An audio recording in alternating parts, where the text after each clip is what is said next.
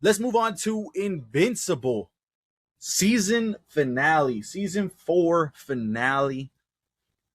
What did you guys think about this episode? I personally loved it.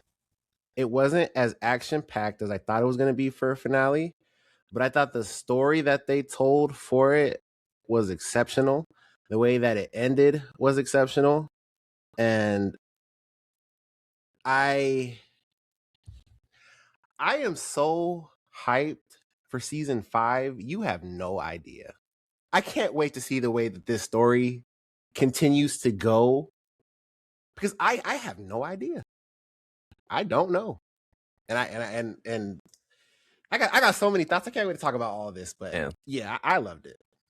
I mean, basically my exact thoughts, because I know I've seen people complain, but it's just, I feel like a lot of people are just so stuck on something action needs to happen, and this was the best way to do no action, because it's like it's straight build up and climax for what next season is going to be, and it's not like a little bit at the end. It's the entire episode building up to the end, and then you're like, oh shit. Like, it's the worst possible case. Like, it's to the point where I even said this for the last 2 episodes. I don't know how the fuck they're gonna beat him. And now it's even worse, because he even put him in a contract. Like, like?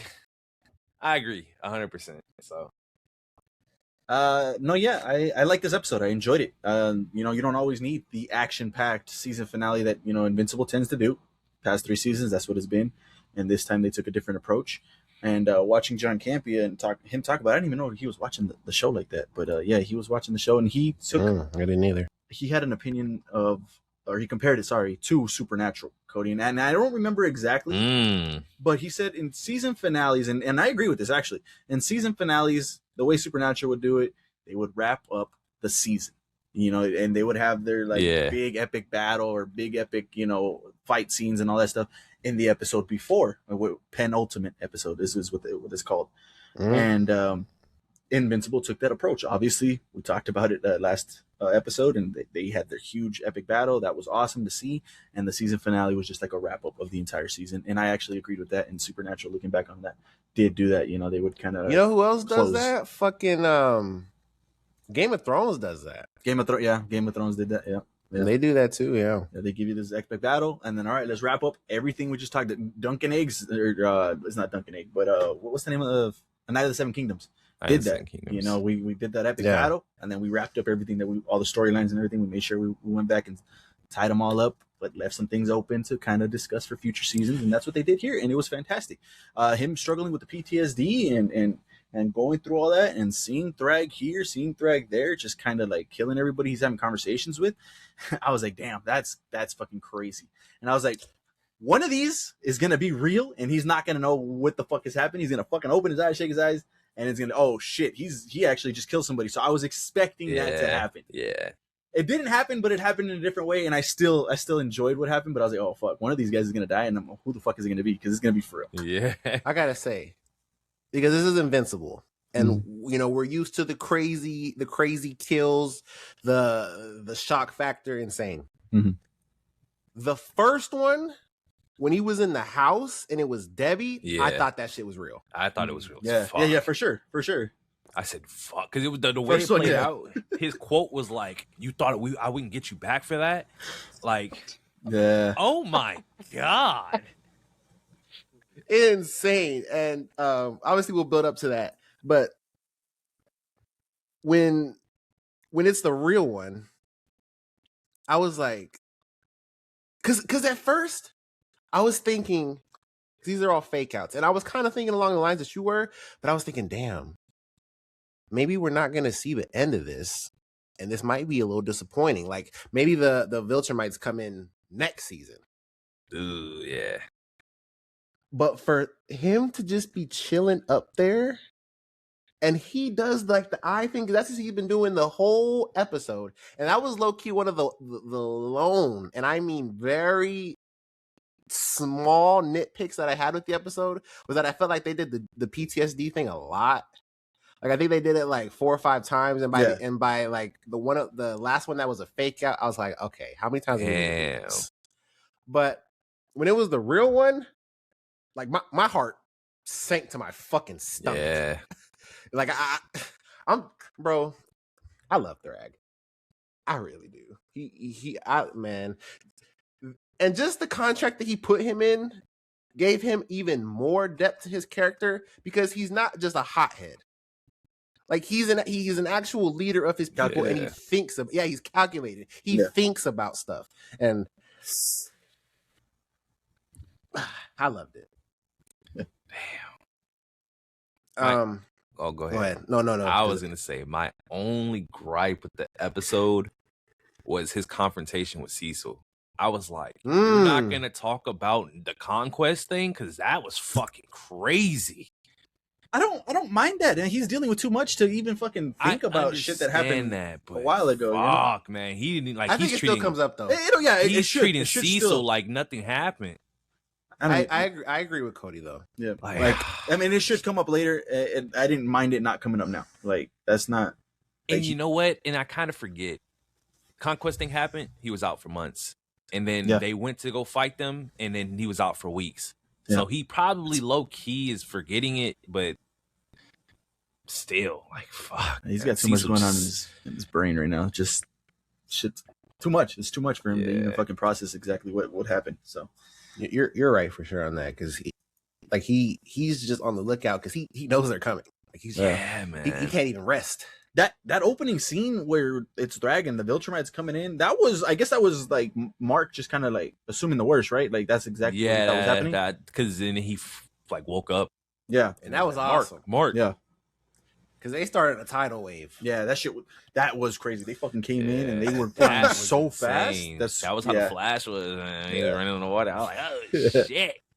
Yeah, that was an insane scene to open the episode. Yeah.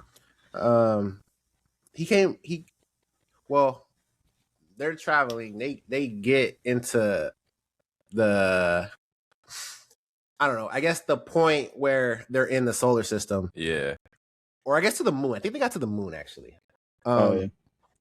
And Omni-Man's like, all right, we need to make a plan. We're going to do this, this, and this. And Mark said, no, fuck that. Boom, took off right to Earth. And he's looking around. He doesn't see nothing. He's like, they're not fucking here. Takes off right to Eve. Eve had an abortion. Listen, man.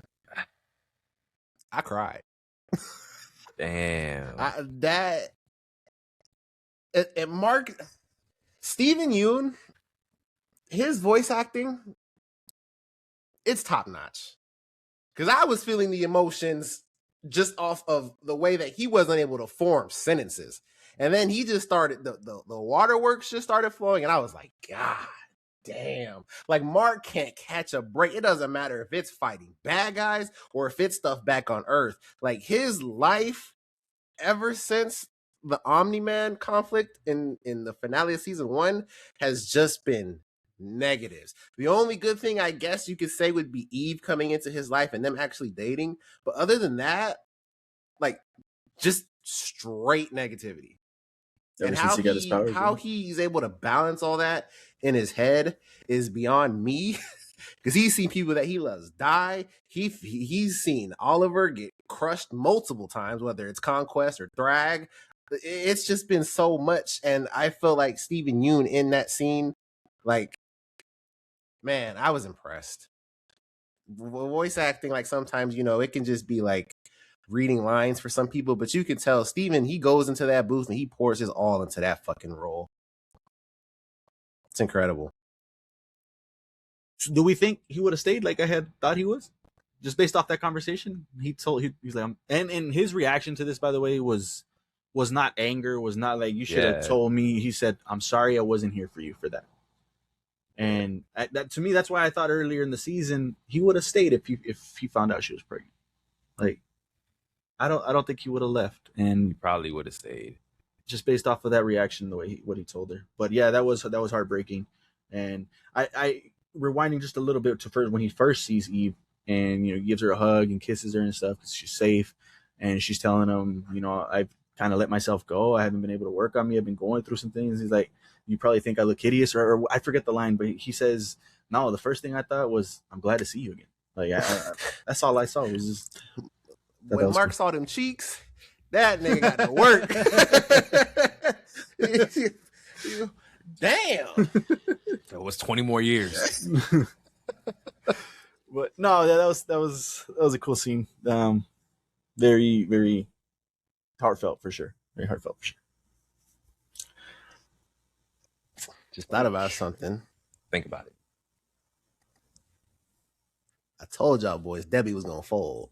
She's folding. Whoa, she's not there yet. She is. She's going to. She's going to. But you can see the cracks. She's going to. First of all, the cracks is literally just her like slightly forgiving him. I get that it looks like eventually she's gonna fold, but at the same time, Debbie was called a pet. If she's not going back, man. I mean, she spent.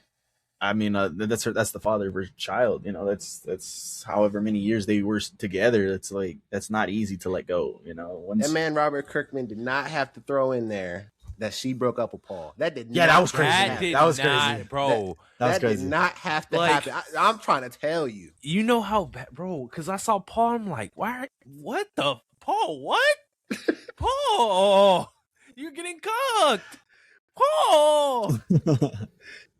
Fight back. Like, at least try. Then they added that scene of them. He was like, Earth looks really beautiful from out here. You should come and see it. Fine, I guess. She's looking at there. Wow. Really is beautiful. Don't touch her. He did touch her. He almost did. I was like, don't do it. It's too fucking soon. But yeah, no, for sure. It's gonna happen, bro. I mean, it's gonna happen. She's folding, bro. For sure. Bro. That glass is cracking. Like, and I'll throw this in here because I don't know. It just would have been at the end of the review. I went back and because J-Mac, did you rewatch the season 1 finale when you were talking about we were ranking the finales? Yeah. So I went back the night after and I rewatched the season 1 finale. And I don't know, J-Mac, like it's obviously not as action filled because there's a back half to that episode where it's like recovery and stuff like that. Yeah. And Mark working out if he wants to be a hero for Cecil and things like that. But the way that everything happened in the action part alone and throwing in the emotions of that, I think it could compete with the other two. Like that shit was kind of hurting my heart watching him have the conversations and she's a pet and what's 17 more years. Like, yeah, it's just like, damn, have man. another kid. Like the other two fights are, I guess, more grand in I guess you could say scale because Conquest is beating his ass across the planet. Yeah, but I don't know, the emotional weight of Omni-Man versus Mark, that was crazy. Because then he gets to the point where he throws him into the snow mountain and he is just relentlessly beating his ass, punch after punch. And knowing what we know now in season 4 and him trying to repent for all that shit just hurts, bro. Because it's like, man, you do not believe what you're doing right now. Maybe in the moment, but deep down, you're like, fuck, like I'm really beating my son's ass. And then he has the flashback of Mark playing baseball and him not being into it, him not wanting to be there. Yeah. And then at the end, actually, like, you know, being in the moment and being happy for Mark. Like, I don't know. It's a crazy conveison because all those episodes are great. It can compete. Yeah, I'm not saying it can't compete, but I don't think it wins though. Like, it's not clear cut. It's not like, oh no, for sure. But I to me, I don't have it there. And when that one has the emotional impact for sure, like you're mentioning, what the third one had in the third one, I mean Thrag. We'll skip over Conquest for right now. What Thrag had, it was more of a grand scale fucking thing, like planets being destroyed, you know, hiding in the bodies, things like that, and the actual fight, the transition to him being that shit had a grand scale fight for sure. What Conquest had, and I've talked about it plenty of times, what Conquest had for me was Jeffrey Dean's performance. Like yes, there's action there, the fucking animation is on point, but to me, what carries that episode is his fucking performance and how he brought life to Conquest. Like that's to me is what. You got the emotional side on the first one, but on this one, you got the performance and him just being able to do what he did with Conquest. Like that's why I carry that one, I think, as number 1. But and then you throw in on top of that, like I said, the animation, fucking battle. all that shit was just insane. We got fucking he made one of the greatest speeches I think I've ever heard. You know, I don't even get a real name. Like that shit was fucking insane. Like that was crazy. That was crazy. There's also like there's scenes in the Omni-Man one. Mark holding up the building. He sees the mother and the daughter in there. Yeah. He catches them, but the building still falls. When he comes out of the rubble, he's just holding the arm. I was just like, God. I have a nitpick. Maybe it's not a nitpick. Maybe you can explain it to me. Could he not have just grabbed them and flew away? Well, he in my mind, he was trying to save everybody else in the building. For sure. But at some point, I think, fuck, this building's gone. Like, I got to just grab these two. They're here. And fly away, right? And obviously he's still young. He's not thinking like that. He's barely a fucking superhero.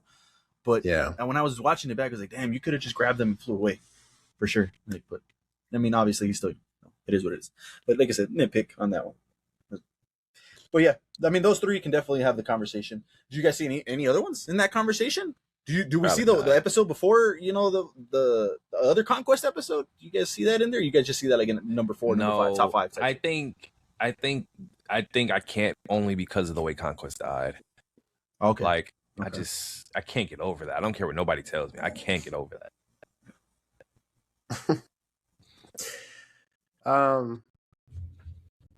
So yeah, and I'll think about what else, but I just want to talk about it already.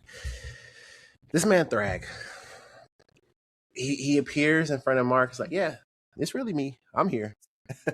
And when he gives him the ultimatum, I was stunned. Because, again, to Cody's point, how do you beat him? And in that moment, I've seen people kind of going back and forth, like, or asking the question, like, did Mark make the right decision? What fucking decision was there to make? Like, there is no choice. Yeah. If you, like, in that moment, you say no, everything's gone. Done. You got Viltrumites all over the planet. You're done. And I love this line. It was mutual destruction because, yeah, we'll destroy your planet, but then we don't got no way to extend our race. There's no way for us to grow. And he said, fuck it. I don't care. And mind you, Nolan just left the planet. Yeah, it's just Mark. Yep. It's and just the Guardians. Mark. And the Guardians. Mind you, the Guardians didn't do shit against Nolan. So what are they going to do against Thrag? And the other, like, no, man. And then in my head, I'm like, every time a Viltrumite has pulled up to Earth, it's been hell. You got a handful of these niggas on here now. What are you gonna do? Like, Mark got punked like that. All you could do is submit. That line, and I told Jay yesterday because he was asking for a quote, bro. I went back to watch it. That line, I fucking love that line, man. You have to make a decision. I'm paraphrasing. You have to make a decision, yet you have no decision. Like I was like, damn, that shit was cold. Like that shit was fucking. I love that line. It was crazy. It was insane, and just them doing the pan shots to the different Viltrumites, Kurg, I think his name is, or Craig, Anissa, fucking Lucian, just all of them in hiding, in suits, just living everyday life. And I was just thinking, like, to episode 5, like, damn, dude, Mark, he's not gonna be able to rest because he knows they're there. Yep. And at any given point, Thrag really could, if he wanted to, just switch up and say, you know what, you blew up my planet. Fuck this. What am I doing? Or when they're done breeding, which, I don't know, 10, 20, 30 years, I don't know how long they're going to do it. I don't know. But when they're done, who's to say they just don't blow up the Earth? That's what I'm saying. Like, it's a lose-lose at the end of the day. Thrag is still going to be Thrag. He's still going to take over because he's going to have more Viltrumites. You don't win that either way. All you're doing is postponing it. It's so crazy, man. And there's a positive in postponing it because then you can at least try to come up with some sort of plan. Yeah. But like, I was just like, damn, I didn't even consider that. Yeah. And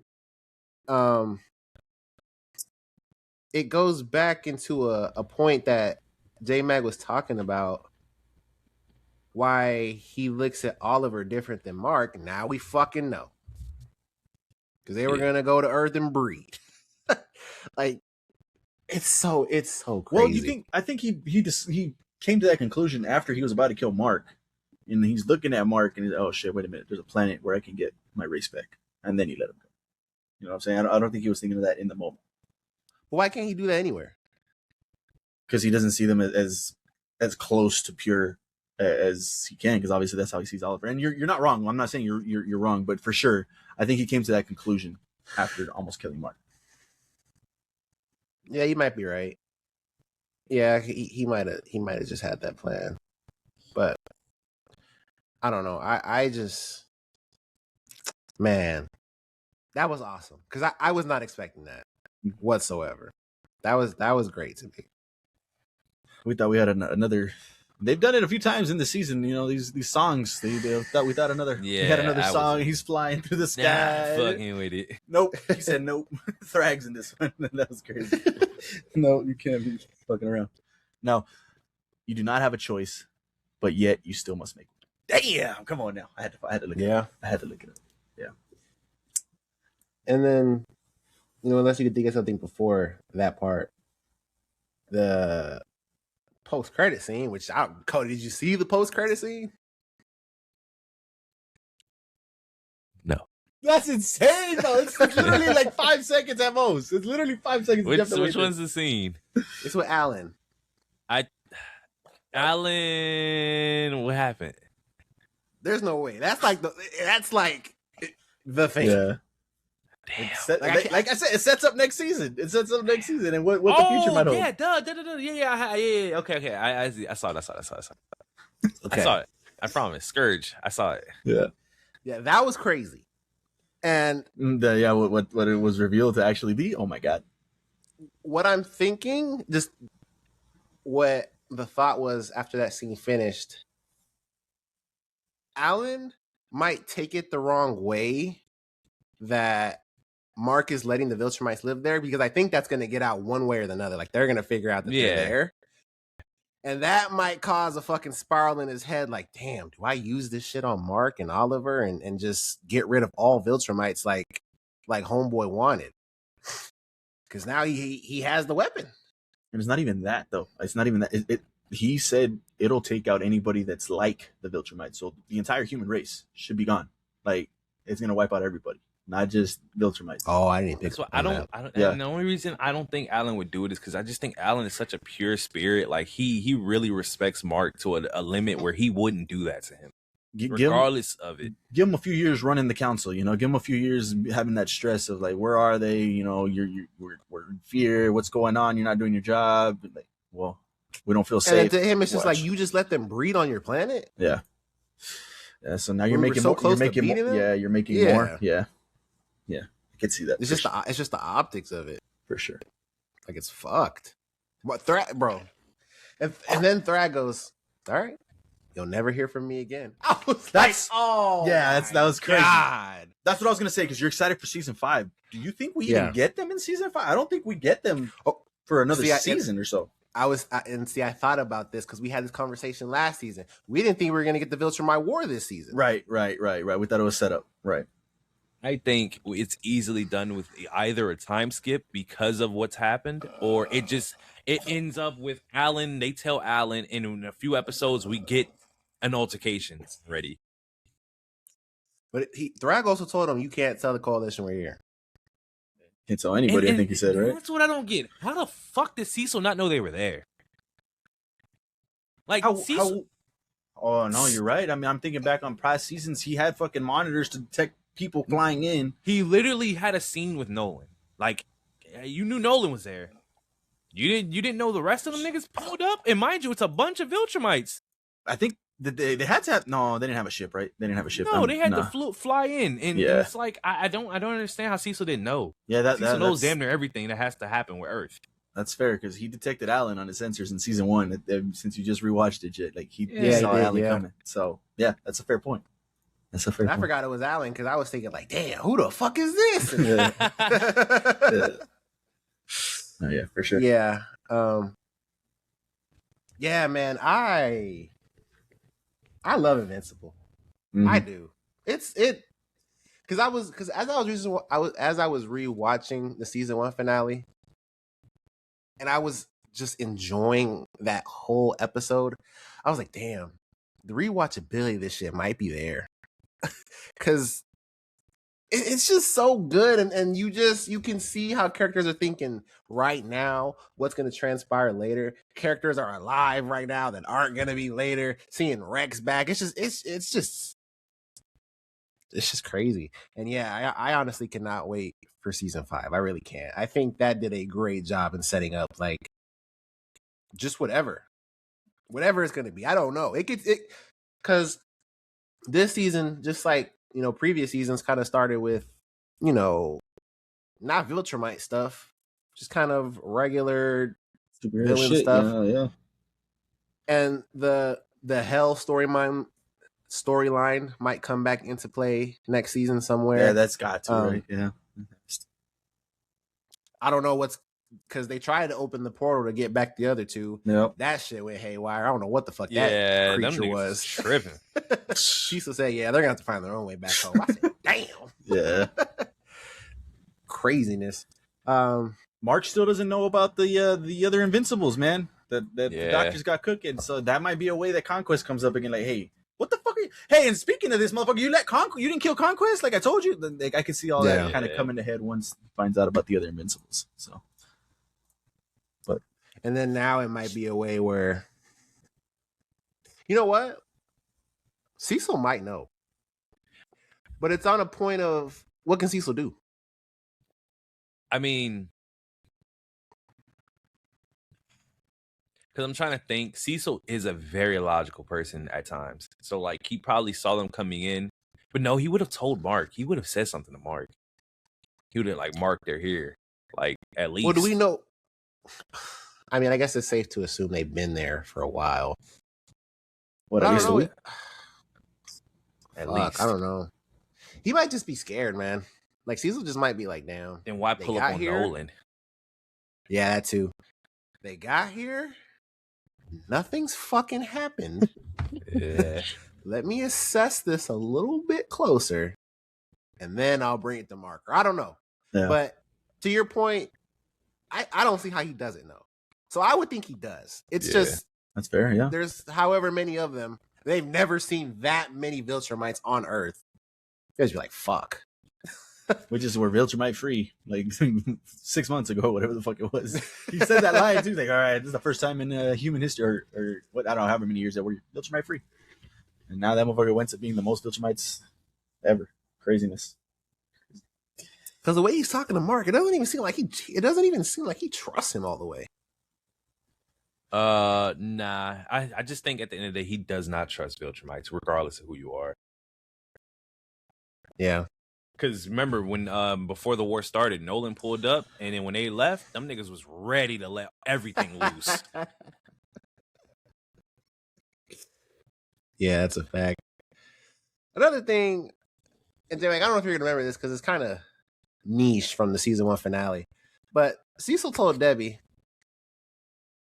I forgot what the line was, but that they're not gonna have to worry about money because of whatever Cecil set up because of Omni-Man leaving. But then when Debbie left Earth, she's like, don't worry, the bills are going to be on auto pay. What fucking bills? Yeah. Yeah. Cecil's taking care of your whole shit. Like, matter of fact, what the fuck do y'all need money for? Yeah. Yeah, I mean, honestly, Invincible's over there fucking running his own superhero service because he needs money and shit. I mean, I guess it's because his own life, you could say, with him and Eve. But why wouldn't Cecil be taking care of him too? He wouldn't take Cecil's money. I mean, it was just that line caught me off guard. No, for sure, I could see that. Yeah. Like, what the fuck? Yeah. But no. Unless y'all have anything else to say, phenomenal fucking season. I think it's my favorite. I think it's the best. I really I'm telling y'all, it progressed. It literally just progressed throughout the entire season and did not slow up. And even if you call the ending slow, it was the way it was plotted was amazing. Best season for me. I think I'm there. Because I would have to rewatch all the way 1 and 3. I think 2 is definitely last, but 1 and 3 is tough for me because 1 was so long ago. Like, you look at when 1 dropped, like 2021. That's crazy. Yeah. I really don't remember that season other than the highlights. Yeah. But season 3, I know there's great episodes in there. There's the Invincible War. There's Powerplex. Like, there's great stuff in season 3 for sure, and obviously Conquest. So it'd be cool, but for sure 4 for me, like it awakened something, man. Like, honestly, I'm to the point. I love this shit so much. I'm not totally against the live action, and the live action I was on the fence about, but I would be kind of interested to see what they do with that. Yeah. So this shit was awesome. I'm all the way. Hell yeah. All right, there you go. Invincible season finale review from us here at LFG. But at the end of the day, our reviews are just our opinions. Make sure you guys go ahead and watch these episodes for yourselves. Come back and share your thoughts. That is it, right? That's all the weekly shows that we got. We could get into individuals. If you guys, I mean, obviously, if you guys are watching the pod and you're like, well, what happened to From? You guys are at Fromly all the time. We drop those episodes on YouTube. So if you guys want to get our thoughts on that, go head over to our YouTube, click subscribe, and the From review is up there. We got 2 episodes into that right now. So make sure you guys go check those out if you guys didn't know. So yeah, this is what J-Mac was talking about. Invincible season 4 just ended, and this is where we are right now in the comics. It's kind of crazy to see it visually like that. Man, those omnibuses are crazy. Sheesh. I kind of want them now, man. I kind of want them. I've been looking at them for a long time, man. They're in my cart in Amazon, and there's some cool fucking hardcover ones and shit. Yeah, they're just cool fucking pieces to have. My friend has these, and that's just crazy. Yeah. And I forgot to say this in the review, but Invincible is now on that tier for me where I'm debating reading it. And it's happened with, obviously, One Piece. It happened with Attack on Titan. Whoa. It for damn sure happened with JJK. J-Man, that JJK shit was crazy. I didn't even speak of that either. We can speak on that next week, but I finished that shit. That was good. Okay. I'll let you know now that it's definitely different in the anime. Not completely, but there's changes from Invincible. Story changes? Yeah, like decisions. Like they've changed some things around. Like the way Thrag revealed himself at the end of the season was different in the book. Like a lot different? Not as much a lot, but different to the point where some people complain. Makes sense. But yeah, and they look so cool. It's just a cool looking book. They get crazier than that. Like, go look them up after we're done here. Go look them up. I have them in the cart. They look great. They look amazing. I probably ain't gonna get them, honestly. Even if it's just, to have them and then after the show ends, read them later. Yeah. But yeah, it's Invincible. It's awesome.